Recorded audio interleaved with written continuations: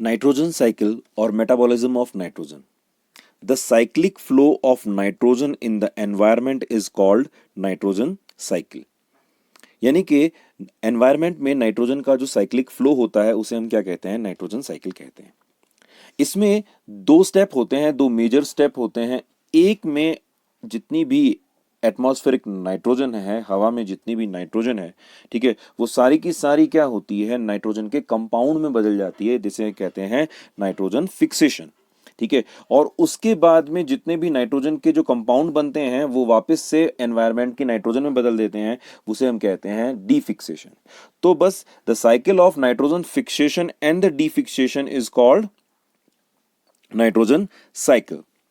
ये सिंपल सा है। अब इसमें सबसे पहले हम बात करते हैं नाइट्रोजन फिक्सेशन की, N2 फिक्सेशन की। N2 फिक्सेशन जैसे मैंने पहले ही बताया कि नाइट्रोजन का सबसे बड़ा सोर्स जो है वो एयर है। एयर के अंदर, एटमॉस्फेयर के अंदर नाइट्रोजन सबसे ज्यादा मिलती है, 78% जो है उससे भी ज्यादा मिलती है। और वो होता क्या है कि ये पूरी की पूरी नाइट्रोजन है, उसको कोई भी प्लांट या एनिमल सीधा नहीं ले सकता, वो नाइट्रोजन के कंपाउंड्स को ले सकते हैं। ठीक है, इसीलिए एनवायरनमेंट की या एटमॉस्फेयर की नाइट्रोजन को हमको किस में डालना पड़ेगा, पहले कन्वर्ट करना पड़ेगा नाइट्रोजन के कंपाउंड में। इसे कहते हैं नाइट्रोजन फिक्सेशन। अब नाइट्रोजन फिक्सेशन जो होता है वो होता कैसे, वो दो तरह से हो सकता है। वो एक तो होता है एबायोटिक। एबायोटिक जिसमें कोई भी लिविंग ऑर्गेनिज्म इन्वॉल्व नहीं हो। इसमें भी दो तरह के होते हैं, एक है इंडस्ट्रियल और एक है नेचुरल। नेचुरल जो है वो बिजली कड़कने पर, लाइटनिंग पर होता है।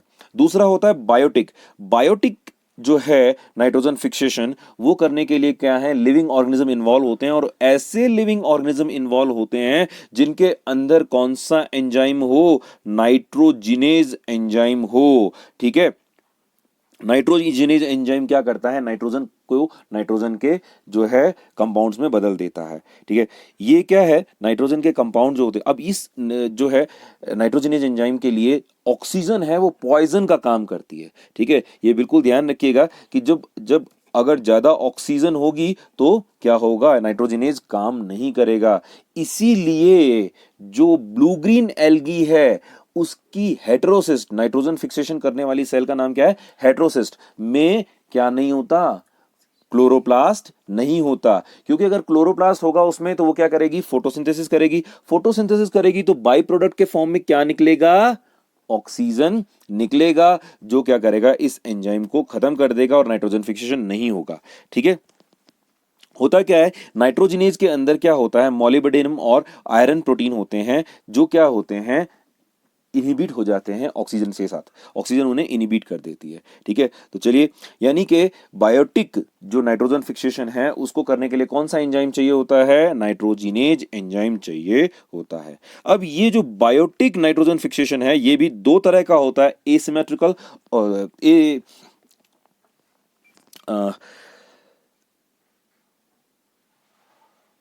एसिम्बायोटिक और सिम्बायोटिक। एसिम्बायोटिक और सिम्बायोटिक। एसिम्बायोटिक बैक्टीरिया जो होते हैं दो तरह के होते हैं, एरोबिक और एनारोबिक। एरोबिक मतलब कि जो कि क्या करते हैं, जो क्या करते हैं, ऑक्सीजन लेते हैं, ऑक्सीजन की प्रेजेंस में रेस्पिरेशन करते हैं। और एनारोबिक ऑक्सीजन की एब्सेंस में रेस्पिरेशन करते हैं, उनको हवा की जरूरत नहीं होती। एरोबिक का एग्जाम्पल है एजेटोबैक्टर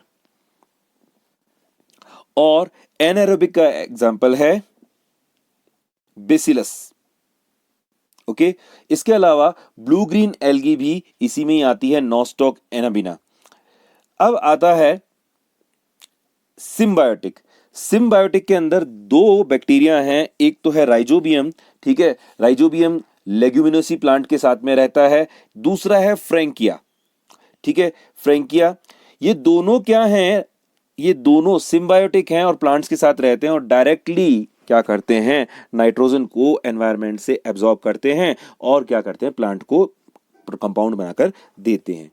ये एरोबिक होते हैं, फ्री लिविंग होते हैं कभी कभी, लेकिन जब ये सिम्बायोटिक कंडीशन में आते हैं तो कैसे हो जाते हैं, एनारोबिक कंडीशन में आ जाते हैं।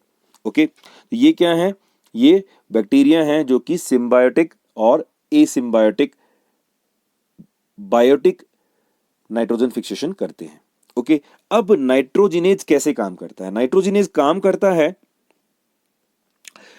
ये नाइट्रोजन का एक मॉलिक्यूल और हाइड्रोजन के 3 मॉलिक्यूल को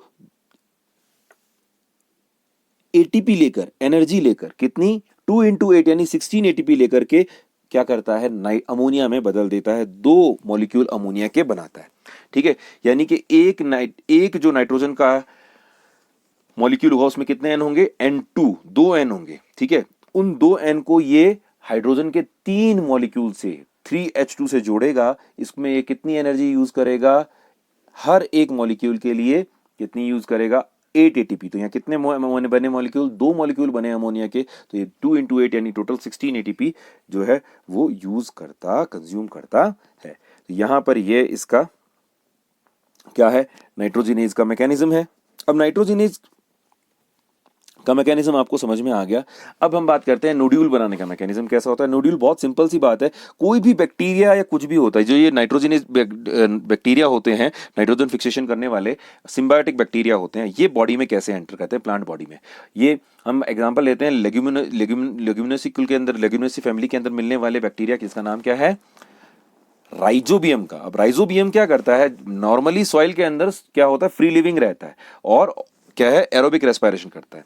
ठीक है, लेकिन जैसे ही ये किसके कांटेक्ट में आता है, किसी लेग्यूम फैमिली के रूट हेयर के कांटेक्ट में आता है, तो रूट हेयर के थ्रू ये कहीं जाएगा। एक बात ध्यान रखना, प्लांट के अंदर, रूट के अंदर घुसने का सिर्फ एक ही तरीका है, रूट हेयर्स। ठीक है, तो ये भी किसके थ्रू जा रहा है, रूट हेयर्स के थ्रू जा रहा है। इसीलिए एक मजे की बात बताऊं, जिनके अंदर रूट हेयर्स नहीं होते और फिर उनके अंदर प्लांट पानी कौन एब्जॉर्ब करता है, माइकोराइजा। माइकोराइजा रूट पैथोजेंस को भी रोकते हैं, क्यों, क्योंकि वो अपने अंदर रूट पैथोजन को आने नहीं देते। क्लियर है, ये फायदा है माइकोराइजा का। तो यहां पर देखो, जो ये है कौन, राइजोबियम, ये रूट हेयर्स के थ्रू अंदर चला जाएगा और वहां जाकर के कॉर्टेक्स के अंदर घुस करके क्या करेगा, ये अपने क्वांटिटी को बढ़ाएगा और वहां पर जाकर क्या बन जाएगी, एक नोड्यूल बन जाएगा। ठीक है, इसे हम कहते हैं रूट नोड्यूल। ये रूट नोड्यूल का फॉर्मेशन 3 जीन कंट्रोल करती है। ठीक है, 3 जीन कंट्रोल करते हैं। एक तो होता है NIF जीन, निफ जीन, जो नाइट्रोजन फिक्सेशन करता है, कंट्रोल करता है। दूसरा होता है नोड जीन, जो नोड्यूल फॉर्मेशन को कंट्रोल करता है। और तीसरा है लेग जीन, जो लेग हीमोग्लोबिन बनाता है। अब ये लेग हीमोग्लोबिन क्या है, लेग हीमोग्लोबिन जो है वो एक रेड कलर का पिगमेंट है, जो कि किस में मिलता है, इन नोड्यूल्स में मिलता है। अब इसकी क्या जरूरत आ गई, मैंने आपको पहले ही बताया था कि oxygen is a poison for nitrogenase enzyme. तो यहां पर अगर ऑक्सीजन मिल गई तो ये क्या करेगा, नाइट्रोजन फिक्सेशन नहीं कर पाएगा। इसीलिए ये क्या करते हैं, यहां पर लेग हीमोग्लोबिन बनता है, जो कि ऑक्सीजन को क्या कर लेता है, अपने साथ में जोड़ लेता है, ताकि ये नाइट्रोजिनेज एंजाइम को डिस्टर्ब ना कर सके, खराब ना कर सके और आराम से नाइट्रोजन फिक्सेशन हो सके। इसीलिए जो लेग्यूमिनोसी प्लांट हैं, उनके रूट नोड्यूल्स होते हैं, वो किस कलर के दिखते हैं, पिंक कलर के दिखते हैं। क्यों, क्योंकि उनके अंदर क्या होता है, लेग हीमोग्लोबिन होता है। ओके, अब हम देखते हैं कि इससे आगे क्या होता है। देखिए होता क्या है, अब ये जो नाइट्रोजन फिक्सेशन है, ये नाइट्रोजन फिक्सेशन जो है, नाइट्रोजन जो अमोनिया बनी, अमोनिया बनने के बाद में क्या होता है, ये अमोनिया क्या करती है, अमोनिया प्लांट के अंदर जो शुगर एसिड है, अलग अलग तरह के शुगर एसिड होते हैं, जैसे अल्फा कीटोग्लूटेरिक एसिड है, इनके साथ में ये जुड़ जाती है और अलग अलग अमीनो एसिड बनाती है। ठीक है, तो अमीनो ग्रुप का, अमीनो एसिड के अंदर अमीनो ग्रुप का सोर्स कौन होती है, अमोनिया होती है। ठीक है, ammonia act as a source of amino acid. ठीक है, सॉरी एमिनो ग्रुप। ठीक है, क्लियर है। अब देखते हैं हम नाइट्रोजन साइकिल को देख लेते हैं थोड़ा सा, ताकि ये अच्छी तरह समझ में आ जाए। अब देखो, एटमॉस्फेयर की जितनी भी नाइट्रोजन है, ठीक है, एटमॉस्फेयर में कितनी परसेंटेज नाइट्रोजन की है, 78%। सबसे ज्यादा क्या होता है, जब बिजली कड़कती है, लाइटनिंग होती है, तो ये क्या है, O2 के साथ जुड़ जाती है और क्या बनाती है, N2O। फिर और क्योंकि ऑक्सीजन बहुत ज्यादा है तो और बनेगी, तो बनेगी NO, फिर और ऑक्सीजन जुड़ेगी तो बनेगी NO2। अब ये NO2 वाटर के साथ जुड़कर क्या बनाती है, HNO3 और HNO2 बनाती है, नाइट्रिक एसिड और नाइट्रस एसिड बनाती है। ये एसिड जब जमीन पे गिरता है तो ये नाइट्रेट्स बनाता है। ठीक है। जमीन पे गिरने पर ये जमीन के साथ में जितनी भी सॉइल के अंदर जितने भी मिनरल्स होते हैं उनके साथ रिएक्शन करके क्या बनाता है, नाइट्रेट बनाता है। इन नाइट्रेट्स को कौन ले लेता है, प्लांट्स एब्जॉर्ब कर लेते हैं।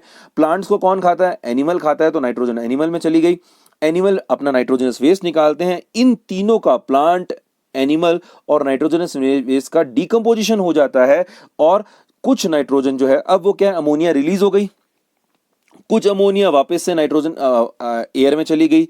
कुछ क्या करती है, कुछ के अंदर जो है नाइट्रोकोकस बैक्टीरिया जो होते हैं वो इसका नाइट्रिफिकेशन कर देते हैं। नाइट्रोकोकस और नाइट्रोमोनास बैक्टीरिया जो होते हैं वो इसका नाइट्रिफिकेशन कर देते हैं और इसे किस में बदल देते हैं, पहले नाइट्राइट में बदलते हैं एंड देन फिर इसे नाइट्रेट में बदल देते हैं। तो वापस से किस में मिल जाएगी, प्लांट को मिल जाएगी और ये साइकिल चलता रहता है। ठीक है, ये कैसा है, ये साइकिल है कैसा, इंडस्ट्रियल एबायोटिक। दूसरा होता है ये नेचुरल एबायोटिक, दूसरा आता है इंडस्ट्रियल। इंडस्ट्रीज के अंदर भी एनवायरनमेंट की नाइट्रोजन को लिया, उसके साथ में क्या चिपका दी, हाइड्रोजन चिपका दी और क्या बना दिया, अमोनिया बना दिया, लेकिन ये बहुत कम लेवल पे होता है।